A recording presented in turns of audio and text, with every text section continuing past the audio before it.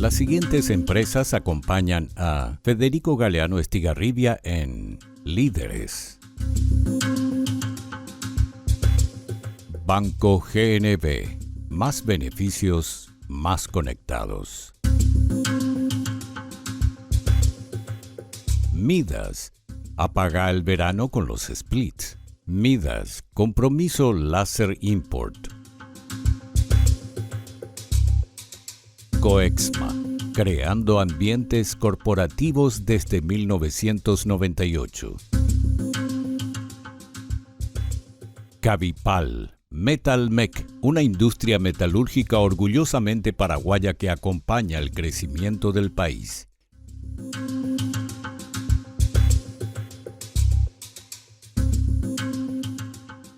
Señores, buenas noches. Soy Federico Galeano Estigarribia. Bienvenidos a Líderes. En el programa de esta noche, el líder invitado es el doctor Dionisio Borda, 2 veces ministro de Hacienda, primero con el presidente Nicanor Duarte Frutos, 2003 al 2005, y después con el presidente Fernando Lugo, 2008 al 2012. Con el doctor Dionisio Borda vamos a hablar acerca de situación económica actual, los primeros 14 meses del presidente Santiago Peña. Goles a favor y goles en contra según la mirada de nuestro invitado. Y también vamos a hablar acerca del libro Mis Desembarcos, las memorias del doctor Dionisio Borda. Vamos a hablar acerca de este interesantísimo y súper recomendado libro. Luego de la presentación de nuestros auspiciantes, conversamos con el doctor Dionisio Borda aquí en Líderes, desde los estudios de Unicanal.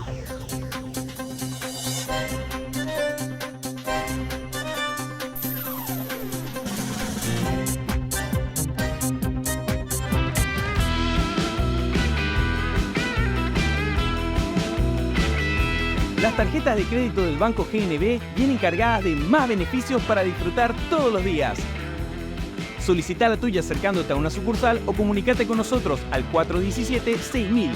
Entérate más ingresando a www.bancognb.com.py. Banco GNB, más beneficios, más conectados.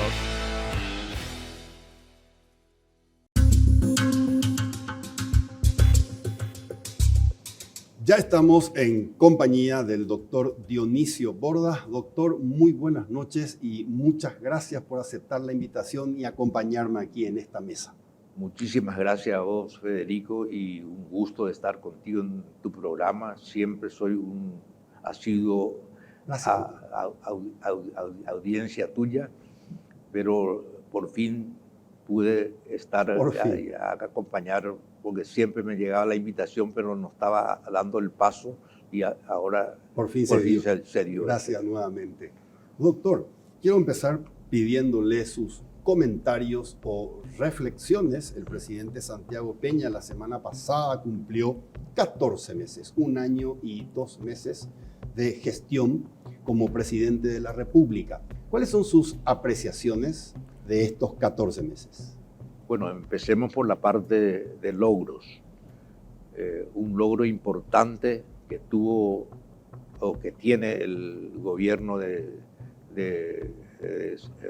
presidente Santiago Peña es el grado de inversión que se ha podido concretar con la gestión final del gobierno. Decimos gestión final porque esta estabilidad macroeconómica, la disciplina fiscal, el ordenamiento de las finanzas públicas y el nivel de manejo del sector financiero y particularmente la inflación, esto viene de hace 20 años atrás. Y pasaron sucesivos gobiernos, diferentes ministros, y se ha podido respetar este logro reconocido a nivel regional, y hoy pasa a ser un patrimonio intangible de Paraguay. Podemos estar en desacuerdo en todos, pero hay un acuerdo total que hay que mantener esta estabilidad macroeconómica. Y finalmente este gobierno hizo la gestión correspondiente para obtener el grado de inversión Correcto. de una de las agencias, Moody por el momento, Sí. y faltan las dos más grandes, que es Standard & Poor's y Fitch Rating. Correcto. Este es un aspecto positivo. El otro aspecto que me parece positivo también es el salto en la recaudación de ingresos tributarios, bastante bien por el momento, y no significa que la recaudación, este nivel de recaudación se cumple para poder financiar todo el gasto público, pero es un incremento formidable. Cierto. Y se logra a partir de la fusión de dos instituciones que se encargaban de la recaudación. Uno, la Dirección Nacional de Aduanas, y la Subsecretaría de Tributación, que hoy está bajo la sombrilla como un órgano autónomo en la Dirección Nacional de Ingresos Tributarios. Correcto. Yo estos dos hechos valoro mucho, pero también habría que señalar los aspectos aún débiles del gobierno, Okay. y que deseamos que se mejore. Si uno señala algunas restricciones, no significa que uno sea muy crítico, pero el valor del análisis está precisamente en señalar algunos aspectos que no coinciden. Yo, en primer lugar, lo que veo que no existe una política, una estrategia clara del gobierno para responder al área social. Cuando hablamos al área social, me refiero, por un lado, a aquellos que cumplen con los derechos universales de salud, educación, nutrición, fundamentalmente agua y saneamiento, que necesitan mucho más recursos para que se pueda cumplir en parte los derechos del ciudadano. Y por otro lado, no hay una estrategia clara de lucha contra la pobreza y la desigualdad. Y cuando hablamos de pobreza, enfatizo la pobreza extrema, ese 5,5% que todavía viven sin poder recibir los 3 platos del día, como decía Lula, cuando hablaba de su programa Bolsa de Familia. Esa gente hoy no tiene todavía para comer. Y es una pena que el Paraguay, siendo un país productor de alimentos, vea a sus conciudadanos, más de 300.000 personas que viven en ese estado. La erradicación de la extrema pobreza es un mandato del Acuerdo Internacional de Naciones Unidas, que se cumple en el 2030. O sea que Paraguay no ha hecho el esfuerzo suficiente para erradicar la extrema pobreza y la pobreza en sí. Estamos hablando de que 1 de cada 4 paraguayos está en estado de pobreza. Y entonces no veo una estrategia clara. Por otro lado, preocupa un poco la excesiva ausencia del presidente en el ejercicio del poder. No sé, en términos de días, creo que excede los 70 días fuera del país para presentar al país y tratar de captar inversionistas. No sé si estos viajes ayudan precisamente para captar inversionistas. El grado de inversión es una ventana que se abre para la posibilidad de captar inversiones. Okay. Pero con la visita del presidente haciendo de ministro de Relaciones Exteriores, creo que el daño de no ejercer el poder en su país y dedicarse mucho a los viajes no es tan conveniente. Y sobre todo cuando hay una duda de liderazgo pleno entre el poder real y el poder formal. Y ahí recuerdo la expresión que le decía a los argentinos, decía Cámpora al gobierno y Perón al poder. Y esa impresión deja muchas veces la ausencia del presidente y la falta de determinación y de total autonomía para el ejercicio de sus funciones. Entonces, este también es un punto preocupante. Por otro lado, ese sería un poco entre ventajas y desventajas, positivo y negativo. Exacto. Los temas de las reformas estructurales. Eso no es una creación de este gobierno, ya viene del gobierno anterior y tampoco es exclusivamente del gobierno anterior, porque en este tren de esfuerzos de cambio están los organismos multilaterales que están ayudando al país para definir algunos cambios estructurales urgentes que necesita el país. Okay. De este paquete de reformas tenemos dos por lo menos ya convertido en leyes. Una es la creación de la Superintendencia de Jubilación y Pensiones, y segundo es la reforma de la administración pública, que el propósito del primero es precautelar los recursos para que se pueda hacer una inversión correcta y no esté con alto riesgo de pérdida y mal manejo. Ese es su objetivo. Y el segundo, que es el de simplificar y disminuir como diría, muchas superposiciones que existen entre Ministerio y Secretaría de Estado. Eficientizar. La eficiencia, exactamente. Y estas dos, en los 14 meses y no sé cuánto más mencionaste, están en vigencia, pero aún no se ha visto rastro en la práctica. Correcto. Y ya van más de un año. Entonces es preocupante que se tengan ya leyes y no se avance. Okay. Yo pienso que ese es un poco una ventaja y desventaja de la creación del Ministerio de Economía y Finanzas. Okay. Porque se ha cargado con demasiada responsabilidad ambos de esto que estamos hablando, de quien depende las dos reformas es del Ministerio de Economía y Finanzas. Y no se ha visto rastro de resultado aún. Ok, ¿usted está de acuerdo con unir Secretaría Técnica de Planificación con el ex Ministerio de Hacienda y formar este nuevo Ministerio de Economía y Finanzas? Yo estoy de acuerdo en principio. Ok.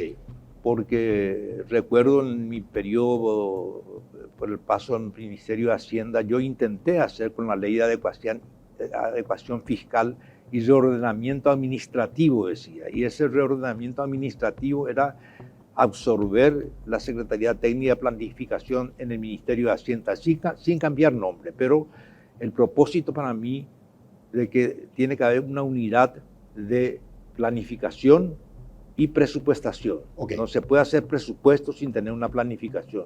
Y la única forma de hacerlo es teniendo bajo una unidad de mando. Entonces, la absorción de la Secretaría Técnica de Planificación parece correcta.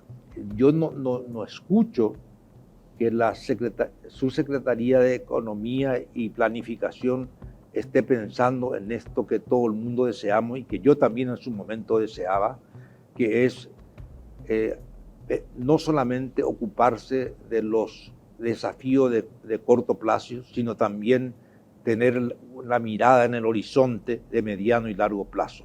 Eso aún no se ha escuchado mucho, que es lo que en estos 5 años se compromete, porque en el gobierno hay que hacerlo explícito los compromisos, de manera tal de que sepamos las reglas de juego con que estamos jugando. Perfecto. Doctor, haciendo un resumen, me dijo usted, en estos 14 meses, 1 año y 2 meses de gestión, lo positivo, haber conseguido grado de inversión y haber logrado un incremento, estamos hablando de entre 800 y 900 millones de dólares en lo que va del año con respecto a la recaudación del año anterior.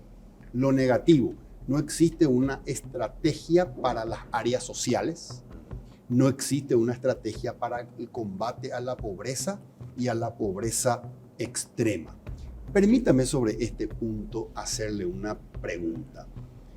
El presidente Santiago Peña se ha centrado mucho en conseguir mayor cantidad de recursos. Como usted dice en su libro, sobre el cual vamos a hablar, un ministerio tiene que tener recursos para poder ejecutar planes. Santiago Peña es consciente de eso, tiene una mayor recaudación impositiva y a eso se le suma lo que va a llegar al país a partir de la negociación con el presidente Lula sobre Itaipú.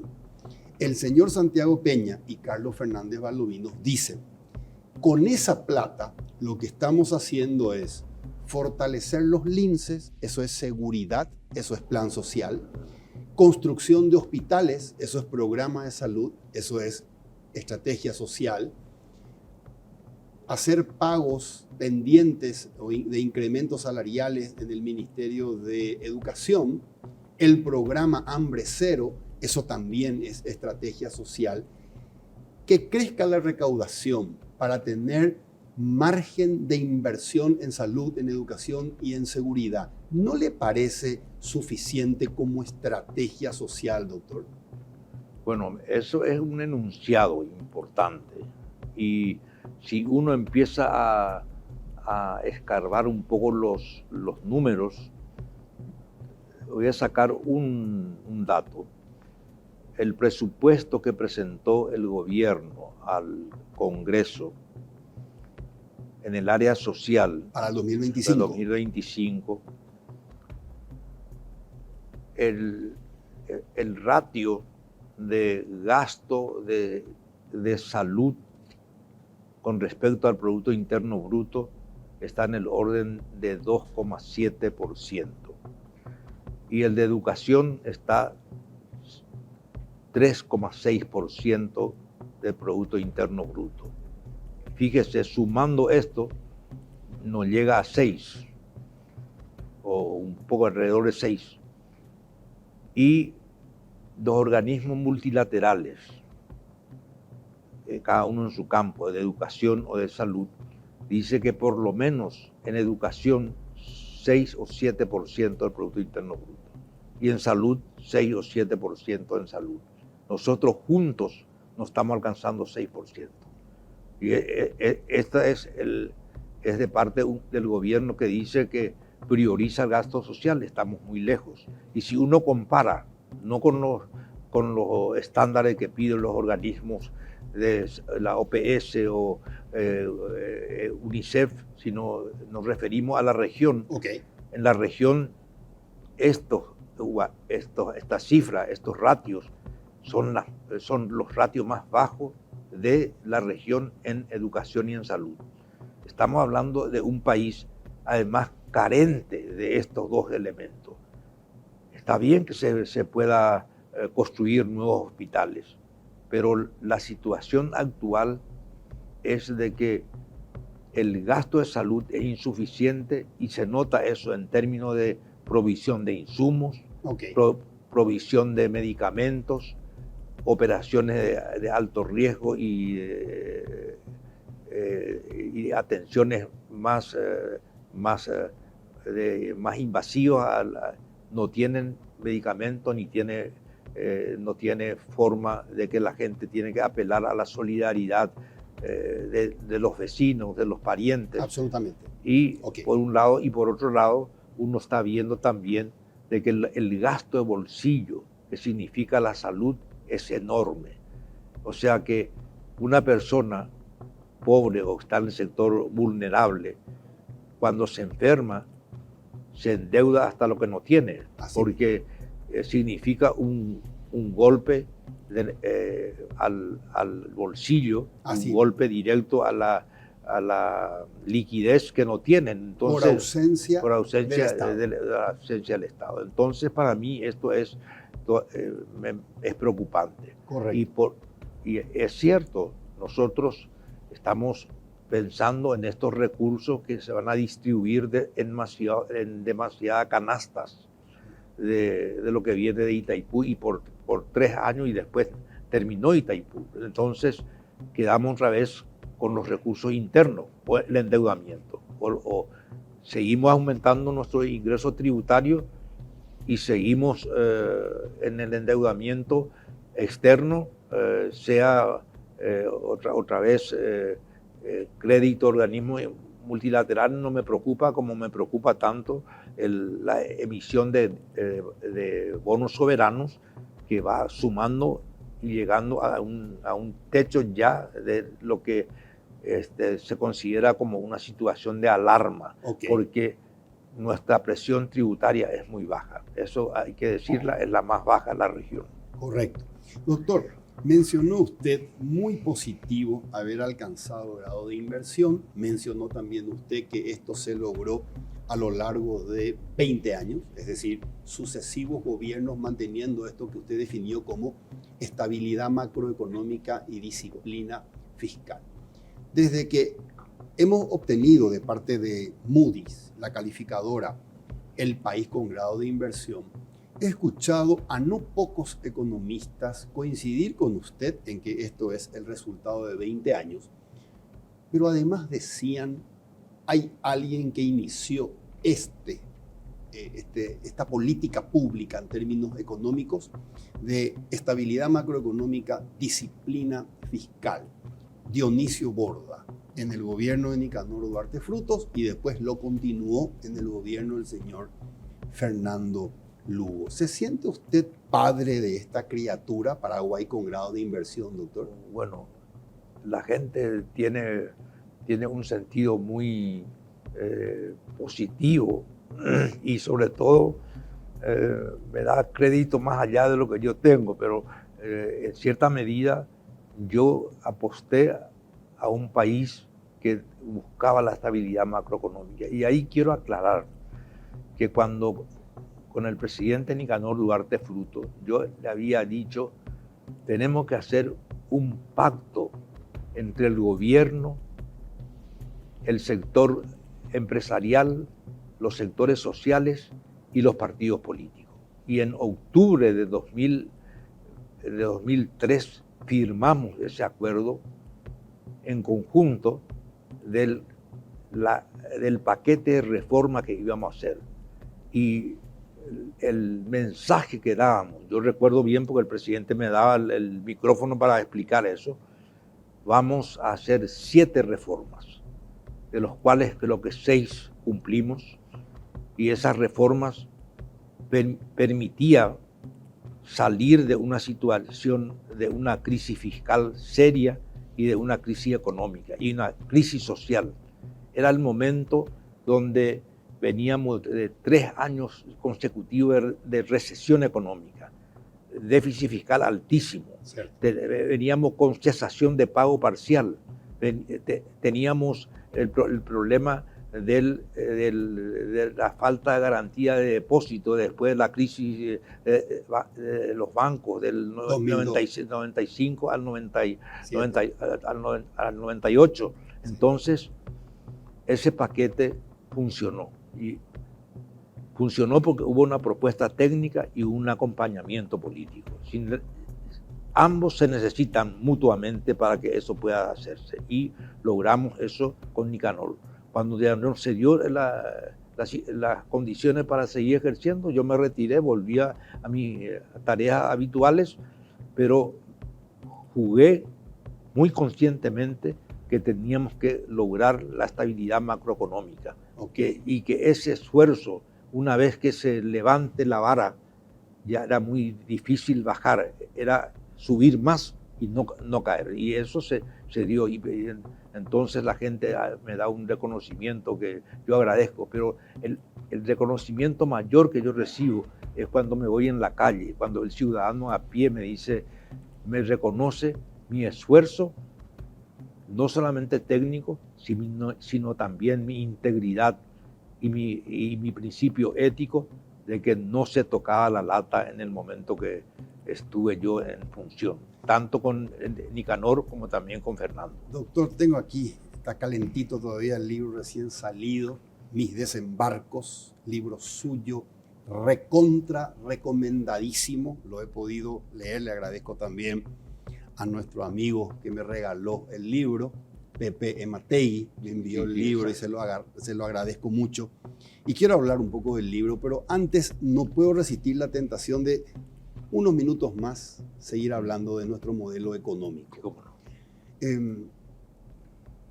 Paraguay es elogiado internacionalmente, regionalmente, por esto que usted mencionó, la estabilidad macroeconómica, la disciplina fiscal, un nivel de endeudamiento que, si bien es cierto, se acerca a la alarma que usted dice, todavía está dentro de lo prudente, el mantenimiento del poder adquisitivo, por lo menos nominal, de la moneda, etc. Es decir, las condiciones macroeconómicas y las proyecciones de crecimiento son alentadoras. Doctor, tenemos una sociedad que tiene un crecimiento económico no inclusivo, un crecimiento económico que se traduce en prosperidad y en desarrollo solo para un sector, mientras que la mayoría no está incluida en ese crecimiento, en esa prosperidad y en ese desarrollo. Sí, así. Yo coincido plenamente con tu pregunta. Yo pondría solamente eso en forma afirmativa, de que la sociedad paraguaya no tiene un crecimiento económico inclusivo, por un lado, no es equitativa, ni tampoco es sustentable, porque a esa franja de pobreza de que estamos definiendo alrededor del 23%, hay que agregar la franja de vulnerable, aquellos que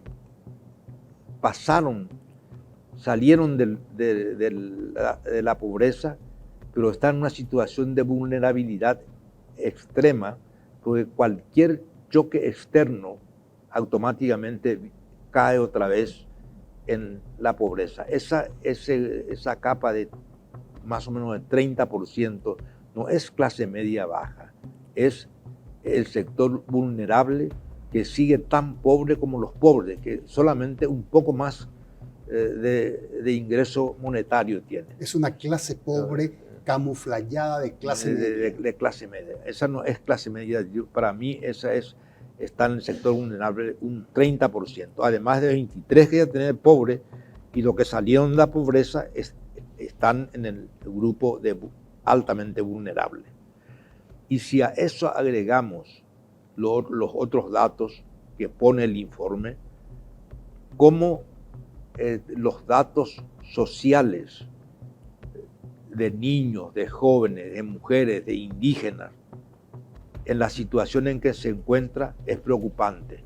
Y no solamente preocupante para la situación de hoy, sino estamos perpetuando la inequidad y la desigualdad intergeneracional. O sea, cuando esta gente que hoy no recibe buena educación, que no tiene buena atención de salud, tiene que ir al mercado laboral, va a arrastrar esos años perdidos de atención médica, de ir a un buen colegio, y eso significa que son pobres hoy y van a seguir siendo pobres en el futuro, cuando entren en el mercado de trabajo. Y esto es realmente preocupante para un país que curiosamente contrasta, que es el país productor de alimentos que, según se proclama, podemos alimentar a más de 100 millones de personas, y sin embargo adolecemos con problemas de extrema pobreza, de sectores vulnerables, y con una tremenda desigualdad. La desigualdad en Paraguay sigue manteniéndose en el orden de 0,45-46. O sea que el coeficiente de Gini es altísimo, lo que significa que hay unos pocos que tienen mucho ingreso y hay muchos que tienen nada. Entonces ese contraste existe, y tenemos que hacer un gran esfuerzo para eso. Eso quería preguntarle. Usted fue mi profesor en la Universidad Católica y usted nos enseñó que para cambiar, impactar en la realidad, existen las políticas públicas. ¿Qué tipo de políticas públicas en el corto, mediano y largo plazo pueden reemplazar un modelo no inclusivo, injusto e inequitativo por otro modelo que mantenga siempre el estímulo a la iniciativa privada, pero que apunte a una sociedad más inclusiva, equitativa y justa? ¿Qué políticas públicas nos faltan, doctor? Bueno, yo en el libro este de mi desembarco Sí. concluyo casi con una apelación al futuro, hablando un poco ya en términos de mediano y largo plazo.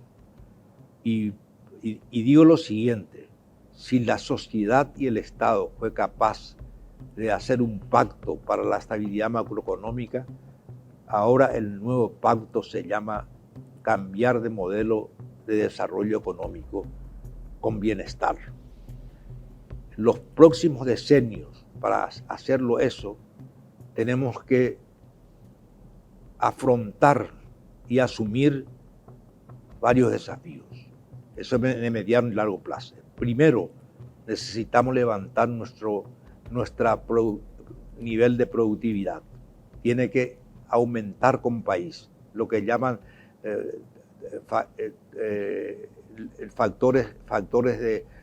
los factores productivos, tiene que subir la productividad. Segundo, tenemos que diversificar nuestra producción y nuestra exportación. Y en lo posible, ser menos clima dependiente, como hoy día es la producción ganadera y la producción del complejo granero. Tercer cambio que me parece desafío que tenemos que hacer: Paraguay necesita tener instituciones eficientes, mejorar la calidad del gasto, mucha transparencia, de manera tal de que podamos hacer la otra cara, que no podemos hacerlo porque la gente dice, ¿para qué vamos a contribuir más si se va a malgastar? Entonces, por un lado tenemos que ganar la batalla en el campo de la eficiencia del gasto, y al mismo tiempo aumentar los ingresos tributarios más allá de un salto que se tiene por mejora institucional. Yo creo claramente de que este gobierno dice que no va a levantar los impuestos, y muchos organismos internacionales dicen que Paraguay tiene que aumentar el ingreso, mejorar las tasas y que el sistema tributario sea más progresivo. ¿Qué quiere decir sistema más progresivo?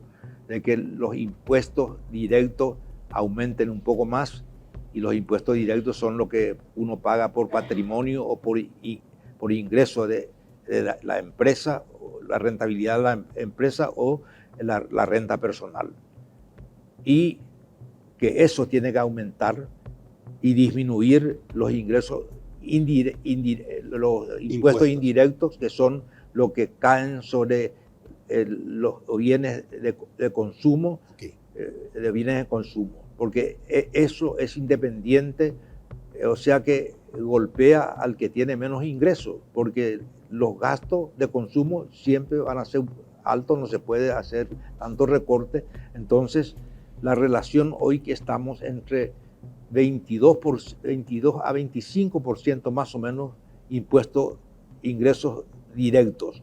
Ingresos indirectos es la diferencia. Y los países desarrollados mínimamente tienen no 20% o 25%, tiene cerca de 40% de gastos, son impuestos directos y indirectos la diferencia. Nosotros estamos exactamente de contramano a lo que están los países desarrollados y los países que están en la región. Entonces, doctor, ¿me permite usted hacer una pregunta? Sí, cómo no.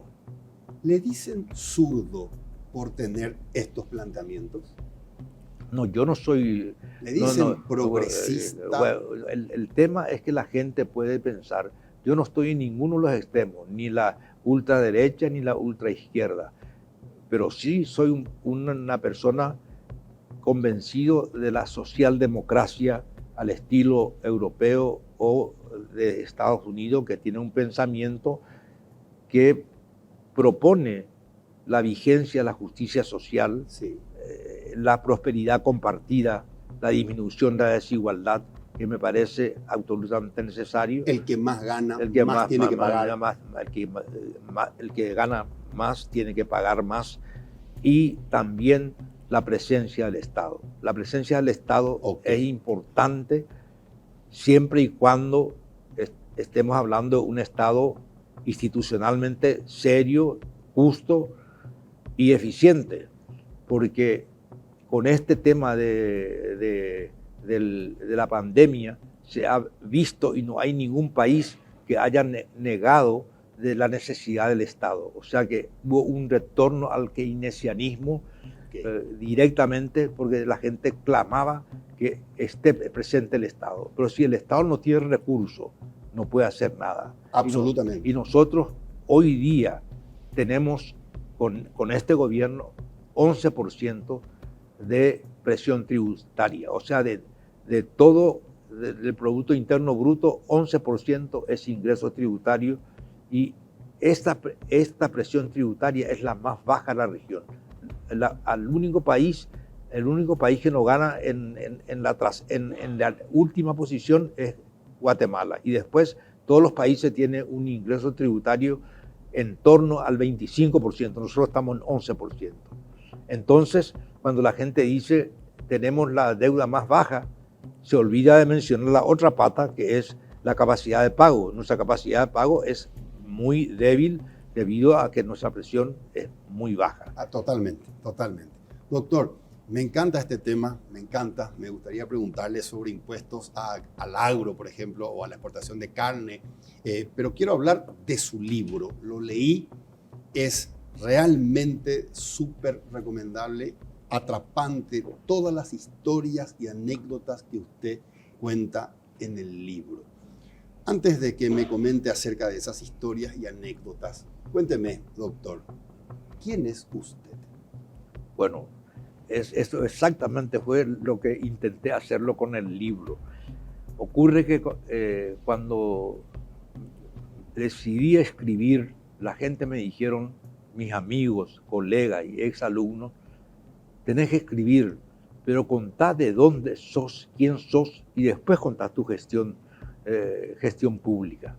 Entonces me puse a mirar, a dar una mirada atrás, y como dice Machado, que las huellas que quedan, que ya nunca volverán, no hay camino, se hace camino al andar, y al andar se hace camino, y que nunca ha de volver a pisar. Entonces miré hacia atrás y me presenté. No vas a creer que mis amigos de mi círculo más íntimo no sabían los detalles que empiezo a contar en esa historia. Permítame contar un detalle. Usted fue medalla de oro y mejor egresado del colegio, sí, en Misiones, su patria chica. Exactamente. Posteriormente, en 1973, es mejor egresado, medalla de oro de la Facultad de Agronomía, Universidad Nacional de Asunción. Pero la colación no se hizo porque el presidente Stroessner no admitía que el discurso, el mejor egresado, lo dé alguien no afiliado. Inclusive algunos compañeros se enojaron con usted porque por eso no hubo una colación. Usted no tuvo esa entrega de la medalla porque el gobierno colorado no se lo iba a dar a alguien no afiliado. Mismo gobierno colorado, Alfredo Stroessner, que después lo persiguió, lo apresó y lo torturó. Nicanor Duarte Frutos le ofreció a usted que sea su ministro en aquella famosa reunión en la casa de Duarte Frutos de Natirá, y usted sabía que ese gobierno era colorado, tan colorado como el gobierno que lo apresó, lo torturó y lo persiguió. ¿Qué sintió cuando dijo voy a ser ministro de un gobierno del Partido Colorado? Bueno, en principio un sentimiento encontrado, no porque uno no tenga rencor. Yo no guardo rencor a nadie, felizmente, y eso me hace disfrutar de la buena vida, de no arrastrar sentimientos fuertes que me haga rechazar. Y dije, primero está la patria. Si la patria me necesita y si yo voy a ser útil, y si efectivamente tengo el apoyo político para hacer los cambios que el país necesita en ese momento, yo me juego. Y acepté con ese espíritu, y recuerdo bien que ahí se enteran algunos menonitas que ingresaron en el gobierno. Y lo que más le llamó la atención no es que yo estudié en los Estados Unidos, que tenemos mi PhD, sino me dice, qué cosa, me dice, usted fue torturado por el gobierno colorado de Stroessner y no tiene ningún problema en tratar a la gente igual como si fuera que no haya pasado. Yo le digo, hay que tener siempre la memoria. Okay. La memoria hay que tenerla y hay que denunciarla, pero no hay que guardar rencor, y cuando el país necesita, el país está por encima de los colores. Por eso yo nunca me afilié a ningún partido político. Vengo de una familia liberal, eso tengo que aclarar. Toda mi familia conocen de Misiones que son liberales, pero tampoco fanáticos, eso felizmente, porque eso yo aprendí en el hogar. En el hogar me decía, primero tenés que trabajar honradamente, defender tu dignidad, apostar a la educación y pensar que este es un camino largo. Y eso yo asumí como una herencia a la familia y fui adelante. Y así asumí también con Nicanor, claramente él sabiendo que yo no soy colorado, y me apoyó políticamente, y le dije, mira, estas son las reformas, pues yo me fui con una lista de condiciones, sí. Le dije, estas son mis condiciones, a ver, vamos a escuchar, y le leí todas las condiciones que puse, y él me dijo, adelante, vamos a hacer. Doctor, fue ministro de Nicanor Duarte Frutos desde el año 2003 hasta el año 2005. Posteriormente fue ministro de Fernando Lugo desde el año 2008 hasta que Fernando Lugo es destituido en el año 2012. Cuando era ministro, sentado en su sillón de ministro de Hacienda, ¿con quién era más difícil tratar o negociar? ¿Con los políticos que tienen los votos o con los representantes de las élites económicas y empresariales? ¿Quiénes son más duros y más difíciles? Es una buenísima pregunta, porque casi se refuerzan uno al otro. Y ahí voy a citarle a Milda Rivarola. Milda pues dice que hay un pacto perverso entre lo que ella llama la oligarquía y el Partido Colorado. La oligarquía permite gobernar, y el que gobierna no exige al gobernado. Entonces ese pacto secreto significa, no te voy a insistir en recaudar, pero no te voy a exigir para rendición de cuentas. Entonces es un poco eso, y cito otra gente que para mí fue una persona muy importante, es el exministro Zayas, Federico Zayas. Exministro de Hacienda también. Ministro de Hacienda. Yo en ese entonces me iba y hacía consultoría para organismos internacionales y le visitaba.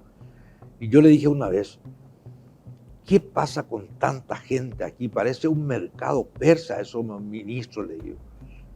Y todo parece que bien, son gestores, le digo. Me dice, y son gajes del oficio, hay que aguantarle. Y me dice, no vaya a pensar que los empresarios son mejores. Ellos hacen un discurso en contra y después vienen a pedir favores. Ese me dijo Federico. Le hace un discurso feroz a favor de la transparencia y después viene a pedir favores. Y te voy a citar nombres, pero yo no, eso ya no quiero saber, hasta acá nomás, ya con eso me voy. Doctor, permítame, quiero leerle una parte del libro y quiero que me comente usted cómo nace esta configuración de integridad en usted.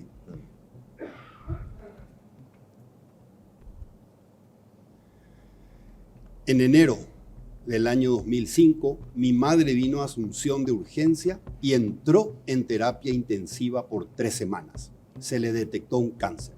El presidente Nicanor me llamó a Amburu Villaroga para hablar de temas del gobierno. Fui a la residencia, pero me excusé. Le dije, no estaba lo suficientemente concentrado por la preocupación que tenía, porque debía pagar las cuentas semanalmente al sanatorio. Y mi función me impide solicitar un préstamo, un crédito al Ministerio de Hacienda según mis principios éticos. Me preguntó cuánto necesitaba y le comenté, me faltan $3,000. Otros 3,000 ya me prestó un amigo. Le dijo a su esposa Gloria, escuchá lo que está diciendo el ministro. Él, siendo el dueño de la plata del Estado, por ética, no va a tocar dinero del Tesoro. Este hecho lo comentó al día siguiente en el comando un jefe, según pude enterarme, refiriendo la extrema honestidad e integridad de su ministro de Hacienda. Y así mismo ocurrió. Me llama Nicanor y yo le dije claramente, no estoy en condiciones mentales de hablar del problema del Estado. Yo tengo un problema personal en este momento y tengo que resolver. Y lamentablemente yo resolvía estando fuera de la función pública, podría recurrir a un préstamo bancario y sacaba eso y resolvía pero yo como ministro no puedo pedir crédito a ningún banco porque temo a que incluso me regalen eso y eso yo no voy a aceptar. Entonces él me dio $3,000, me dijo, y se quedó muy impresionado y contó a todo el mundo. Y hasta ahora los militares de esa época me respetan muchísimo. Porque imagínense, yo que manejaba la caja del Estado paraguayo, no nunca toqué un mango, como se dice, y así ocurrió. Doctor, esa configuración de valores, de decencia y de integridad, ¿provienen de Sebastiana, su madre? Así mismo. Eso aprendí de mi madre. Mi madre me decía, lo más importante es ser honesto. El trabajo honrado es bueno. Lo malo es la falta de integridad. No hay que tocar plata ajena. Hay que mantenerse firme en esto. Hay que hacer esfuerzo. La dignidad primero. Nadie es más que vos. Todos esos valores yo recibí de chico, de la familia. Y ella era lo que hoy hubiera sido una líder feminista, porque tenía un liderazgo y una inteligencia y una visión feroz, pero en aquel entonces las mujeres no tenían derecho a estudiar. Ella se fue hasta el 2º grado nomás. Y el que más llegó en mi familia llegó a 5º grado, y un primo que siempre decía 5º grado salvado, porque el 5º grado era difícil. Y bueno, pero yo recibí la herencia de la familia. La familia siempre me inculcó eso y que tengo que tener aspiraciones. Tengo que tener aspiraciones y que puedo llegar. Doctor, pero tenemos que hacer una pausa. Sí, perdóneme. Al regreso de la pausa, quiero que me comente algo. Algunos años después del gobierno de Fernando Lugo, siendo ya el expresidente, usted se encuentra con él, se saludan y él le dice, Dionisio, hiciste bien tu tarea. No hubo un solo ministro o jefe de Secretaría del Estado que no me haya pedido tu cabeza. Y a todos les dije no. Luego de la pausa, cuéntenme por qué todos los ministros del Fernando Lugo le pedían que lo eche a usted. Vamos a hacer una pausa. Antes, permítanme comentarles que ahora las tarjetas de crédito del Banco GNB están cargadas todos los días de más beneficios, más descuentos y más experiencias. Solicita tu tarjeta de crédito del Banco GNB en cualquiera de las sucursales del banco o llamando al call center 021-417-6000. Banco GNB, más beneficios, más conectados. Hacemos una pausa de 2 minutos y regresamos para cerrar el programa con el doctor Dionisio Borda.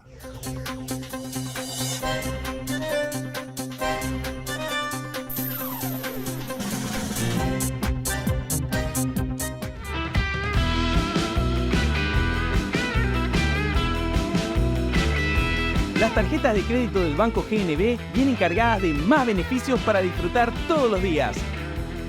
Solicita la tuya acercándote a una sucursal o comunícate con nosotros al 417-6000.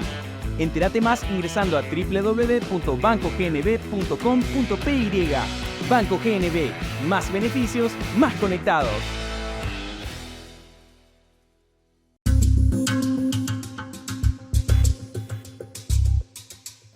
Regresamos con el doctor Dionisio Borda. Doctor, ¿por qué todos los ministros del gabinete querían echarlo?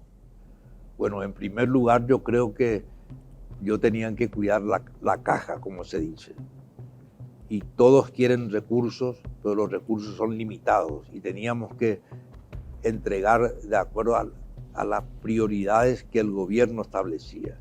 Y la prioridad del gobierno era poner en primer lugar los gastos sociales.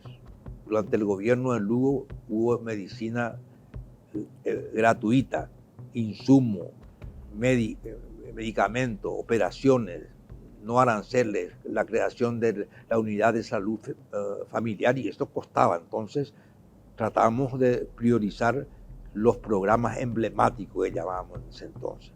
Y no había plata para la política. No había plata para la política, ni había plata para dar más, porque todos los ministerios que pedían, yo le digo al presidente Lugo, yo tengo que recaudar, tengo que asignar, tengo que negociar y tengo que pensar en el país.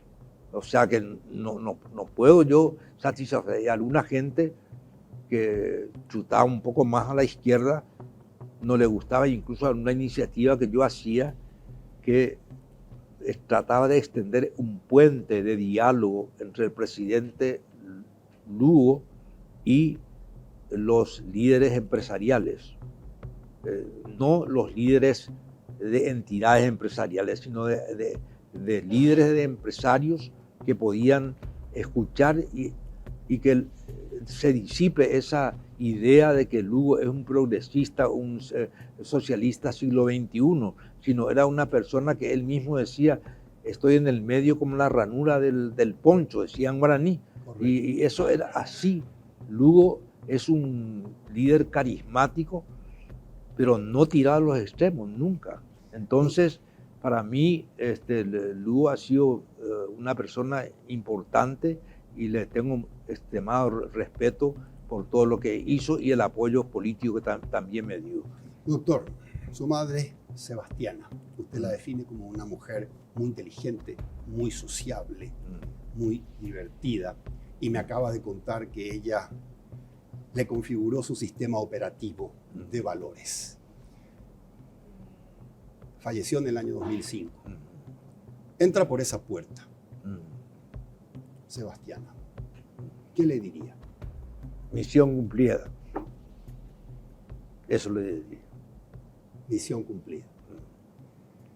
Entra por esa puerta Dionisio Borda, de 10 años, 11 años, pisando la secundaria en su patria chica en Misiones. En esa secundaria donde a usted lo llamaban guarango porque no hablaba español, porque hablaba guaraní, y la profesora le retaba porque quería que usted hable español. Lleno de proyectos de largo plazo y la recomendación de la madre de no abandonar sus sueños y que con esfuerzo y perseverancia se cumplen. ¿Qué le diría hoy a Dionisio Borda, de 11 años? Le seguiría hablando en guaraní en primer lugar, con la diferencia que hoy ser ya no es guarango, pero en la época, en los años que yo me iba al colegio, en los 60, la manera de estigmatizarle a uno era ser guarango. Guarango era prácticamente un delito, una transgresión. Entonces le hablaría en guaraní y le diría que mantenga ese sueño, que esto es una carrera maratónica, que hay que mirar lejos, pero mirar también el pedal cuando uno está andando en bicicleta, pero lejos, la mirada lejos, y eso te lleva. Y en el libro yo trato de hablar para las generaciones futuras. Las generaciones futuras, la responsabilidad que tienen. Sí, absolutamente. Doctor, un amigo me dijo a mí que llegada cierta edad, uno hace cosas pensando en la muerte, porque cuando morimos de nosotros solo quedan los recuerdos en la memoria de la gente. Y para dejar los mejores recuerdos hacemos muchas cosas pensando en la muerte. ¿Escribió usted el libro Mis desembarcos pensando en su muerte? No, pensando en la vida. Pensando en la vida en el sentido de que este país es un país ágrafo, que no se dedica a la lectura. Y yo quería dejar el testimonio. El testimonio de vida es a lo largo de la vida. Yo tengo 75 años y lo que va a hablar es la huella que he dejado, pero no la muerte. La muerte es como decía, creo que eso dijo, no recuerdo si dijo Nietzsche o dijo, no, Jean-Paul Sartre dijo, es un proyecto fallido del ser humano, que el inicio y el final es un hecho involuntario. Entonces, la muerte es un presupuesto que está en la vida de uno y yo nunca tuve miedo a la muerte, ni mía ni de otra, porque es un hecho natural. Es un dolor, es un momento de que uno tiene que pasar el duelo, pero eso es parte de la configuración humana. Así es que para mí eso lo hice pensando en la vida, y pensando en las nuevas generaciones, de ponerle esto es lo que hice, esto es lo que hice bien y hay cosas seguramente que quedaron en el tintero, no pude hacerlo bien. Ok. ¿Le parece si hacemos un segundo tiempo de esta conversación de aquí a unos meses? ¿Cómo no? Absolutamente, sin ningún problema. Es muy agradable conversar contigo. Gracias, doctor. Porque primero tenés una amplia lectura de varias cosas, entonces te vas al grano y eso me encanta y me gusta a mí. Yo no como te dije al comienzo del programa, no rehuyo ninguna pregunta y algunos coincidimos, otros no coincidimos, pero excelente. Un placenterazo, doctor. Muchas gracias. Para mí también un placer estar en tu programa y bueno, gracias por la invitación y a las órdenes, como se dice. Muchas gracias, doctor Dionisio. Soy Federico Galeano Estigarribia. Esto fue Líderes. Buenas noches.